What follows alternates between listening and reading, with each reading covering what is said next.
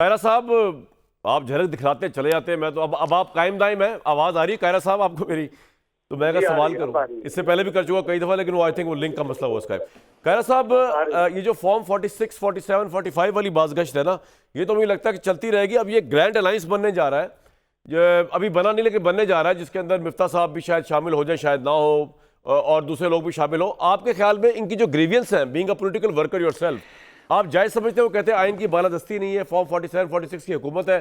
और मैं इसमें आपके गवर्नर जो हैं उन्होंने भी एक्सेप्ट किया है। वो कह रहे हैं कि पंजाब में जो इलेक्शन हुआ है, अगर आप कहें तो मैं सुनवा दूं, लेकिन आपने सुना ही होगा। खैर, how would you take this कि ये सियासी स्टेबिलिटी जो है तब तक नहीं आ सकती, अब तक वो कह रहे हैं कि ये नया इलेक्शन ना हो जाए, इन सो मेनी वर्ड्स। देखिए कामरान, पाकिस्तान के अंदर कभी भी पॉलिटिकल स्टेबिलिटी नहीं रही। ठीक है। ना 2018 के इलेक्शन के बाद प्रॉपर थी, हालांकि उस वक्त सारे इदारे भी खान साहब के साथ थे, सारे एक पेज पे थे। न उससे पहले मियां नवाज शरीफ साहब के दौर में, ना शाहिद खाकान के दौर में, ना हमारे दौर में। ये तो अगाड़ पिछाड़ चलते रहे। कभी हंगामे हो रहे थे, कभी धरने हो रहे थे, कभी कोई धरना कर रहा था। तो ये काम तो चलता रहा। कभी अदालतों का एक्टिविज्म आ गया, कभी और शुरू हो गया काम। तो ये कहा जाए कि पिछले 20, 25, 30 साल की पॉलिटिक्स में कभी भी कोई आराम की, बल्कि उससे पहले देख लीजिए, मियां नवाज शरीफ की गवर्नमेंट कब पूरी चली, बेबी शहीद की गवर्नमेंट कब पूरी चली। तो ये कोई नई बात नहीं है इस मुल्क के लिए कि पॉलिटिकल स्टेबिलिटी। हम इन्हीं हालात के तहत गवर्नमेंटें करने और गवर्नमेंटें चलाने के आदी हो गए हैं। हाँ, इसमें कोई शक नहीं है कि हमें इलेक्टोरल प्रोसेस को और शफाफ करने की जरूरत है। हमने जब चार्टर ऑफ डेमोक्रेसी किया था तो ये माजी के तजर्बात की रोशनी में हमने कहा था कि इलेक्टोरल रिफॉर्म्स करेंगे। उसके बाद हमने इलेक्टोरल रिफॉर्म की। अगर 2018 के इलेक्शन में वो काम खान साहब न कराते तो पाकिस्तान के अंदर स्टेबिलिटी कंपैरेटिवली बेहतर होती। अब किसी एक दिन, किसी एक इलेक्शन में तो ये सारा कुछ ठीक नहीं हो जाना, क्योंकि जो ट्रांसपेरेंसी एक्चुअली है वो सिर्फ इदारा जाती नहीं आएगी। इदारों में कहां से लोग आएंगे? मैं और आप ही बैठेंगे, हमारे ही भाई बंदे बैठेंगे। आइन और कानून तो मौजूद है। आइन और कानून की मौजूदगी में क्या आइन खुद लोगों के हाथ पकड़ता है या पब्लिक ओपिनियन होता है? लोग खड़े होते हैं जो कहते हैं इस किताब के लिखे हुए से परे हटे तो हम तुम्हें छोड़ेंगे नहीं या तुम्हारे साथ नहीं चलेंगे। अब हम कह रहे हैं कि ये ग्रेजुअल प्रोसेस है। हमारे यहाँ इदारों को भी, जमातों को भी आइन के तहत चलने की पूरी आदत नहीं है। हमें इस आदत को डालना होगा और ये किसी एक प्रोग्राम में, किसी एक साल में, किसी एक एक्सरसाइज से नहीं होगा। ये ग्रेजुअली होगा। हाँ, आज भी क्या करना है? आप अलायंस बनाते हैं, हक है आपका, अलायंस बनाइए। पीटीआई कह रही है कि इलेक्शन में धांधली हुई है, हम कह रहे हैं पिछले में हुई है। इस इलेक्शन में धांधली के नतीजे में, हेलो जी जी, आवाज आ रही है आपकी सर। इस इलेक्शन में धांधली हुई है, पीटीआई का तकाजा है। ओके, क्या आप उसके लिए फोरम मौजूद है? क्या आप उन फोरम्स पे गए हैं? क्या इस मुतालबे से कि ये असेंबलियां हमारा मैंडेट वापस करे, कौन करे और कैसे करे? मैंडेट वापस करने का तरीका क्या होगा? मैंडेट वापस करने का फ्रेश तरीका इलेक्शन? सिर्फ ये है, नो फ्रेश इलेक्शन। ये तो इनका ख्याल है ना। दूसरी तरफ इनके ख्याल बता रहा हूँ आपको नहीं है जी। मेरी जमात का क्या क्या क्या हमारे इलेक्शन के ऊपर क्या एतराज है? हम कह रहे हैं इलेक्शन नहीं होने चाहिए। तो सवाल यह है कि क्या किसी एक जमात के कहने से? लेकिन सर आपका तो अपना गवर्नर कह रहा है कि सारा इलेक्शन ही फारिग था। उस पर भी कामरान, उस पर भी बात करता हूँ। लेकिन पहले ये देखना पड़ेगा कि क्या माजी में चलने वाली तहरीक इलेक्शन करा सकी? जो हमारी गवर्नमेंट, हमारी तहरीक थी जियाउल हक के खिलाफ, जियाउल हक का चेहरा ना गिरता तो क्या इलेक्शन हो जाते? क्या शफाफ होते? मैनेज तो होते? 5 इलेक्शन भी कराता सीख रहूंगा। उसके बाद होने वाली तहरीकों को देख लीजिए। तो हमारे भाई तहरीकों के जरिए अगर चाहते हैं कि वो असेंबलियों में बैठे हुए लोगों को बाहर निकाल के जाके बैठ जाएंगे या इलेक्शन करा लेंगे, तो पाकिस्तान में ऐसा कभी हुआ नहीं है। हाँ, एक तरीका है कि सियासी कुव्वतें बैठे, अगले इलेक्शन के शफाफाना इंतखाब के इनेकाद के लिए पहले उसके ऊपर काम किया जाए। आप अपने आजाद, अपने हवास को जरा कायम करें और जबानों को जरा काबू दे दोनों तरफ से, और फिर कोई मिडिल वे भी निकल सकता है अगर आपस में इत्मीनान साझी हो। इस तरह इदारा जाती भी लड़ाई हो, आपस में भी सर मिडिल वे निकल नहीं सकता।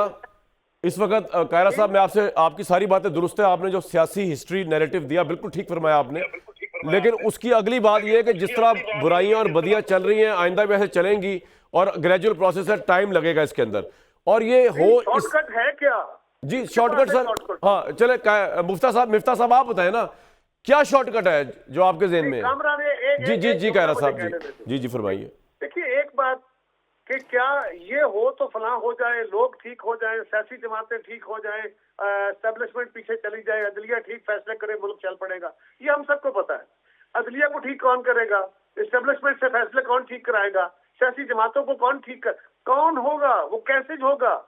क्या वो लड़ाई बड़ी प्रैक्टिकल अप्रोच है आपकी, या सियासी कुव्वतों के इकट्ठे होने की सूरत में होगा? बिल्कुल, मैं आपसे बिल्कुल, आपने जो फरमाई बातें हैं वो एक पॉलिटिकली ग्राउंड ब्रूटल रियलिटीज बता रहे हैं आप। मिफ्ता साहब, बात तो कायरा साहब की बात को डिनाई कर ही नहीं सकते। एक तरीका हो सकता था कि इस मुल्क में सारा कुछ ठीक हो जाता, जिस तरह के अगर इस मुल्क में इंकलाब आ जाता, लोग निकल आते। हमने देखा कि पाकिस्तान का इस वक्त सबसे पॉपुलर लीडर इमरान खान भी अवाम को सड़कों पर नहीं ला सका। वो विक्टिम है उनकी पार्टी के नज़दीक, वो जेल में है, मजलूमियत का कार्ड उनके पास है, लेकिन फिर भी उनकी अवाम उनको छुड़ाने के लिए बाहर नहीं निकल सकी। तो मिफ्ता साहब, आप क्या तीर चला लेंगे? ये तो मामला बिल्कुल ही बिगड़ा हुआ है। किस तरह चेंज हो सकती है, आप बताएं।